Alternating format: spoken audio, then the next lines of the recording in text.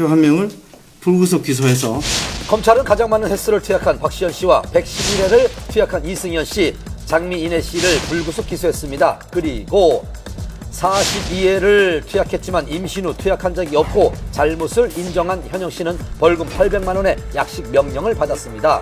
그리고 불법 투약은 아니라고 주장하는 세 사람은 불구속 기소돼 결국 법정에 서게 됐습니다.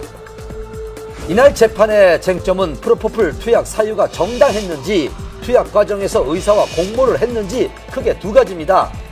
검찰은 장미인의 이승현, 박시현 씨가 프로포폴을 상습 투약한 사실이 확인됐다고 주장을 했는데요. 또 의사들이 이들의 의존성을 알고도 관련 기록을 허위 기재하며 투약을 도왔다고 진술했습니다. 검찰의 주장에 세 사람은 어떤 진술을 했을까요? 투약받은 사실은 인정합니다.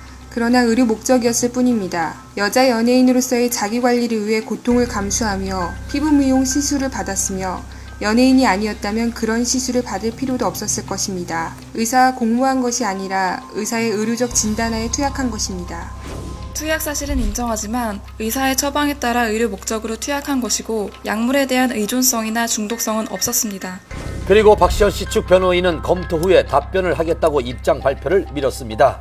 세 사람 모두 시술을 빙자해 프로포폴을 투약했다는 점은 부인을 했습니다. 재판장 같은 경우는 이 세간에 너무 심하게 집중이 된 이런 여론 탓에 이 세 명의 피고들이 정확하게 진술을 하지 못할 수가 있기 때문에 마음을 놓고 했으면 좋겠다라고 이렇게 당부를 하는 모습도 있었고요. 또 세 명 같은 경우는 다소 이러한 여론들이 부담스럽게 느껴지는 듯이 고개를 숙이거나 혹은 재판장의 질문에 조그맣게 대답을 하는 등 그런 모습이 보였습니다. 공판을 마친 장미인혜 씨의 심경을 직접 들어봤습니다. 저희 변호사님께서 다 법정에서 진실을 밝혀주셨고요. 앞으로 재판 결과를 지켜봐야 될 것 같습니다. 죄송합니다. 뒤이어 진술을 바치고 나오는 이승현 씨의 모습을 볼 수가 있는데요. 몰려드는 기자들의 질문에 말을 아끼며 짧은 사과의 말을 전했습니다. 이승현 씨 한 말씀만 해주세요. 조심하세요. 조심하세요. 죄송합니다. 현재 무혐의를 주장하고 있지만 만약 유죄가 된다면 이들의 처벌 수위는 어떻게 될까요? 세 사람 모두 공인이기 때문에 재판부에서도 죄질을 가볍게 평가하지는 않을 것입니다. 이 사건 법정형이 5년 이하의 징역이나 5천만 원 이하의 벌금형이지만 실제 양형에 있어서는 피고인들의 과거 전과, 투약의 양, 투약에 이르게 된 경위, 또 재판 과정에서 반성의 정도 등 종합적으로 고려해서 처벌이 줄어들거나 늘어날 수 있습니다. 세 사람의 다음 공판은 4월 8일에 열릴 예정인데요. 검찰과 세 사람의 입장 차이가 팽팽한 현재 과연 진실은 뭔지 사건의 추이를 지켜봐야겠습니다. 방송인 김용만 씨가 불법 스포츠 도박을 한 혐의로 검찰 조사를 받았습니다. 개그맨 김용만 씨가 10억 원대 불법 도박 혐의를 받고 있다는 소식이 전해져 연예계에 파장이 일고 있습니다.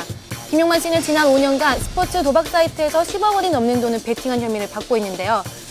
그는 지난 19일 검찰 조사에서 매니저와 함께 취미로 시작했지만 끊을 수 없었고 돈도 수억 원 잃었다고 진술했습니다. 곧이어 자숙의 의미로 진행을 맡았던 다수의 방송 프로그램에서 자진 하차를 했는데요.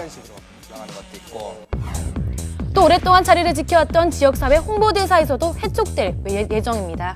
저희 내부에서도 홍보대사 저희가 운영하고 있는 지침이 있어서 이번 사례처럼 그런 어떤 사회적 무리를 일으킨 경우에는 활동을 이렇게 못하시게 되어 있어요. 특히 김용만 씨는 평소 연예인 축구단 단장을 맡는 등 스포츠 마니아로도 유명했는데요. 이번에 김용만 씨가 적발된 것도 불법 스포츠 도박 사이트, 현재 스포츠 토토를 제한 유사 사이트는 모두 불법입니다.